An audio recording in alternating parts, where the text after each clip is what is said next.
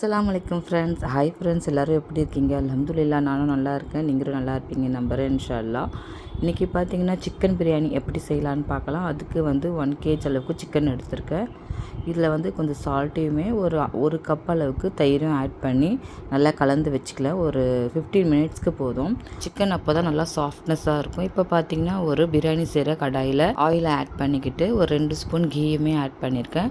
இப்போ ஒரு 10 லவங்கம், பட்டை, 3 ஏலக்காய் ஆட் பண்ணியிருக்கேன்.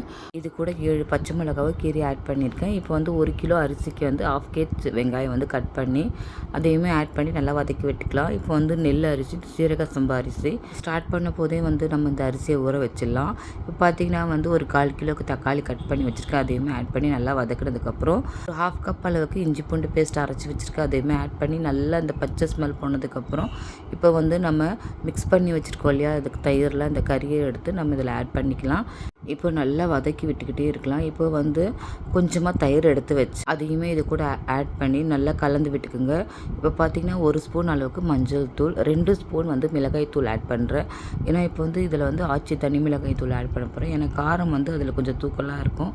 அதனால் அதையுமே ஆட் பண்ணிவிட்டு தனி மிளகாய் தூள் ஒரு 3 ஸ்பூன் ஆட் பண்ணிக்கோங்க. தனியாத்தூள் 1/2 spoon, 1 spoon garam masala, 1 spoon பத்திக் masala, அப்புறம் கட் பண்ணி வச்சுருக்க புதினா, கொத்தமல்லி அது எல்லாமே ஆட் பண்ணி நல்லா கலந்து விட்டுக்கிட்டே இருங்க. இப்போ 1 கப்பு அரிசிக்கு 1/2 கப்பு தண்ணி ஊற்றணும். அந்த அளவுக்கு நீங்கள் மெஷர்மெண்ட் பண்ணி நீங்களும் ஆட் பண்ணி தண்ணியெல்லாம் ஊற்றுனதுக்கப்புறம் இதில் உப்பெல்லாம் கரெக்டாக இருக்கான்னு செக் பண்ணி பார்த்துட்டு உண்மையாக இருந்தால் இப்போவே ஆட் பண்ணி விட்டுருங்க.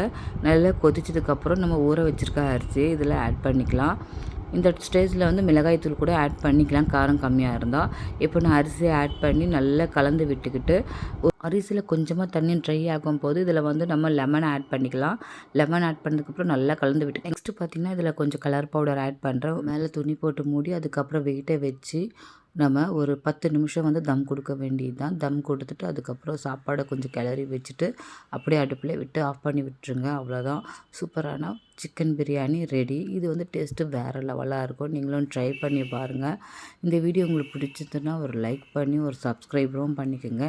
இதோட முடியல. நெக்ஸ்ட்டு பார்த்திங்கன்னா இது சிக்கன் பிரியாணி செஞ்சுட்டு இப்போ சிக்கன் ஃப்ரை மாதிரி கொஞ்சம் செஞ்சுக்கலான்ட்டு இப்போ சிக்கன் ஒரு 1/2 kg எடுத்து வச்சுருக்கேன். இதில் ஒரு 2 ஸ்பூன் அளவுக்கு தயிர் ஆட் பண்ணி கலந்து வச்சுருக்கேன். ஒரு பேனில் ஆயிலை ஊற்றிக்கிட்டு இஞ்சி, பூண்டு, பச்சை மிளகாய் தட்டி வச்சுருக்கேன். அதையுமே ஆட் பண்ணிவிட்டு இப்போ ஒரு கொத்து கருவேப்பிலையுமே அது கூட ஆட் பண்ணிவிட்டு இப்போ 2 வெங்காயத்தை நல்லா மெலிசாக கட் பண்ணி வச்சுருக்கேன். அதையுமே ஆட் பண்ணி நல்லா வதக்கி விட்டுக்கோங்க. 1 ஸ்பூன் சால்ட் ஆட் பண்ணி நல்லா வதக்கி விட்டதுக்கப்புறம் ஒரே ஒரு தக்காளி மட்டும் கட் பண்ணி வச்சுருக்கேன். அதையுமே ஆட் பண்ணி நல்லா வதக்கி விட்டுட்டு இப்போ இதில் மசாலாலாம் ஆட் பண்ணலாம். இதில் 2 ஸ்பூன் மிளகாய்த்தூள், 1 ஸ்பூன் தனியாத்தூள், 1/2 ஸ்பூன் கரம் மசாலா, 1/2 ஸ்பூன் பத்திக் மசாலா, இது எல்லாமே ஆட் பண்ணி எடுத்து நம்ம வதக்கிட்டுருக்கோம் இல்லையா, அந்த வெங்காயத்தை கத்தில் ஆட் பண்ணி நம்ம நல்லா வதக்கி விட்டுக்கலாம். இப்போ கறி ஆட் பண்ணியிருக்கோம் தயிர் போட்டு, அதையுமே இது கூட ஆட் பண்ணி நல்லா வதக்கிக்குங்க. இதில் தண்ணி கொஞ்சம் கூட சேர்க்காம நல்லா வதக்கி விட்டுக்கலாம். ஒரு 5 மினிட்ஸ்க்கு மூடி போட்டு மூடி வச்சுலாம், அதுவே நல்லா குக் ஆகிடும். இப்போ கடைசியாக அதுக்கு ஒரு மசாலா சேர்க்குறேன். அதுக்கு 1 ஸ்பூன் மிளகு, 1 ஸ்பூன் சோம்பு, ஒரு 2 ஏலக்காய், இது 3த்தையுமே நல்லா குறை நல்லா அரைச்சி எடுத்து வச்சுக்கலாம். அரைச்சிட்டு கடைசியாக நம்ம சிக்கன் நல்லா குக் ஆனதுக்கப்புறம் இதில் ஆட் பண்ண வேண்டியது தான். தேவையான அளவுக்கு சால்ட்டையுமே ஆட் பண்ணிக்கோங்க, கரெக்டாக இருக்குன்னு பார்த்துட்டு.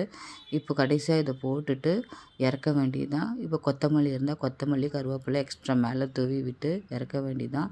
சூப்பராக இருக்கும் இந்த டிஷ்ஷு. நீங்களும் ட்ரை பண்ணி பாருங்கள். இன்றைக்கி சிக்கன் பிரியாணி, சிக்கன் ஃப்ரை ரெண்டுத்துக்குமே காம்பினேஷன் சூப்பராகவே இருக்கும். நீங்களும் ட்ரை பண்ணிங்க. நெக்ஸ்ட் வீடியோவில் நம்ம பார்க்கலாம். அல்லாஹ் ஹாஃபிஸ்.